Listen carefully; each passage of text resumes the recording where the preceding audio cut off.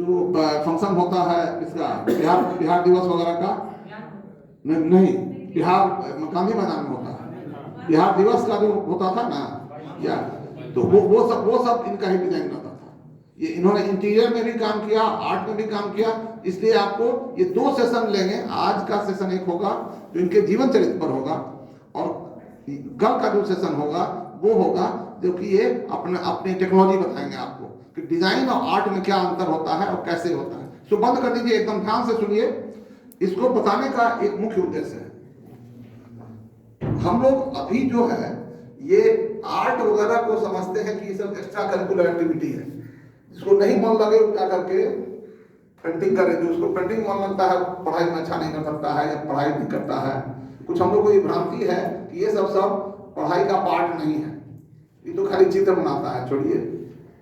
लेकिन ऐसे बच्चे जो क्रिएटिव होते हैं, जो किसी चीज में नया करने की क्षमता रखते हैं, वो उनको कैसे मैनेज करेंगे आप स्कूल में, क्लास में कैसे मैनेज करेंगे? ये चुनौती आपको सीखने की जरूरत है, एज अ पेरेंट भी और एज अ टीचर भी। अगर आपका बच्चा क्रिएटिव है तो उसको कैसे मैनेज कीजिएगा, आपका स्टूडेंट अगर क्लास में क्रिएटिव है उसको कैसे मैनेज कीजिएगा। तो किताब में पढ़ाया नहीं जा सकता, इसका तरीका आप उन्हीं से सुनिएगा इनको।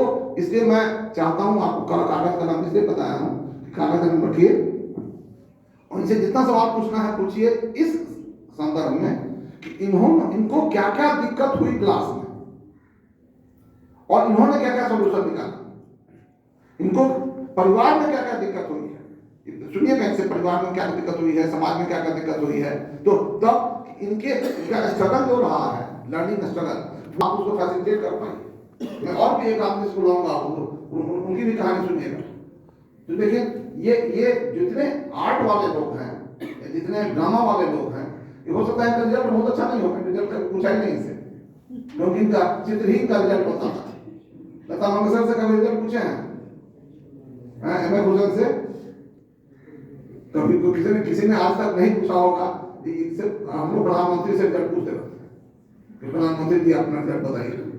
ये जब क्रिएटिव लोगों से हम रिजल्ट नहीं पूछते, क्योंकि उनका जो क्रिएशन है वही बोलता है। किसी मूर्तिकार से कभी नहीं पूछा कि क्या उसे मूर्ति बताए।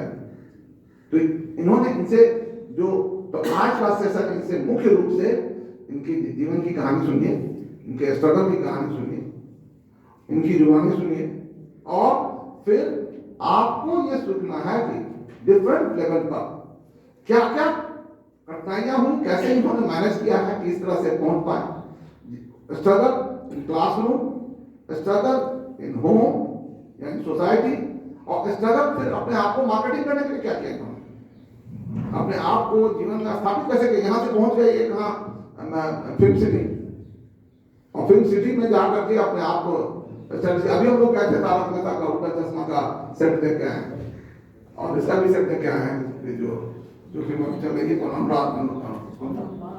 अनुपमा। अभी गए थे हम लोग, वहां से गुजर रहे थे तो हम लोग सोचे कि दिखाएं, हम लोग गए थे जुलाई। तो ये वहां तक पहुंचे कैसे, ये कहानी आपको सुनिए और इसको लर्निंग के एंगल से एनालाइज किए, ताकि जो अंत होगा नोट कीजिएगा। अंत में हम लोग आपसे इंटरेक्ट करेंगे कि एक क्रिएटिव पर्सन को, क्रिएटिव बच्चे को कैसे हम क्लास में मैनेज करते हैं, क्लास में हम क्या करते हैं, हम कैसे मैनेज करेंगे, इस पर हम लोग ध्यान सुनेंगे। अब मैं ज़्यादा समय नहीं लूँगा और मैं अनुरोध करूँगा उमेश जी की आप अपनी पूरी कहानी सुनाइए, और जितनी छोटी छोटी बातें हैं जो सीखना चाहें, क्योंकि ये लोग टीचर्स हैं, टीचर्स पढ़ना चाह रहे हैं। तो अगर आपके क्लास में कोई उमेश शर्मा बैठा हुआ है तो उसको आप कैसे मैनेज कीजिएगा, क्या फैसिलिटेट कीजिए। आपका बच्चा अगर कोई ऐसा बन गया जो इनके तरह का है टैलेंट वाला, तो वो उसको कैसे मैनेज कीजिए। ये जरा सा आप लोग इनसे ही सुनिए, और फिर उसको हम लोग देखेंगे। एक और एंगल से देखिएगा। इन्होंने शुरू किया था आर्ट से, और ये इंटीरियर्स पर चले गए बिना किसी पढ़ाई के, पढ़ाई किया।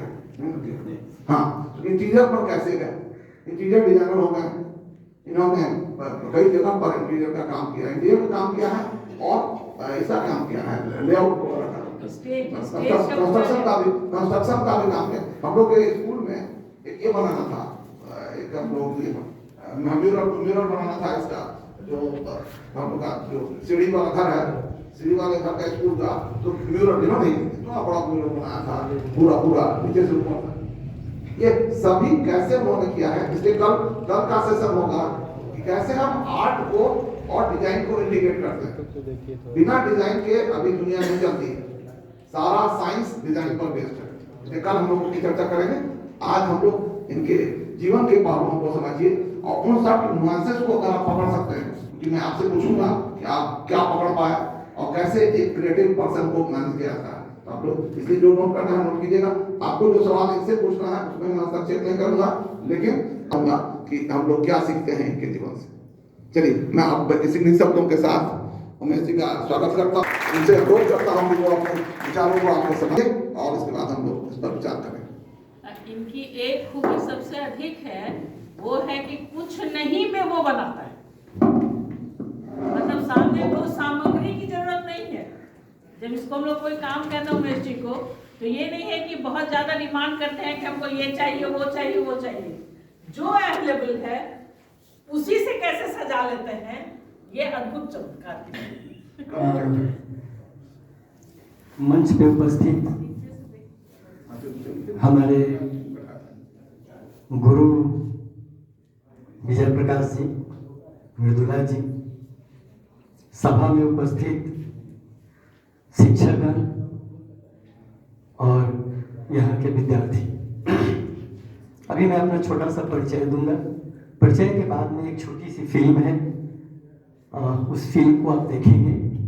ये फिल्म जीवन के लिए बहुत ही महत्वपूर्ण है और इसको जितना गहराई और जितना बारीकी से देखें शायद आपके आने वाले जीवन में ज़्यादा फायदा देगा।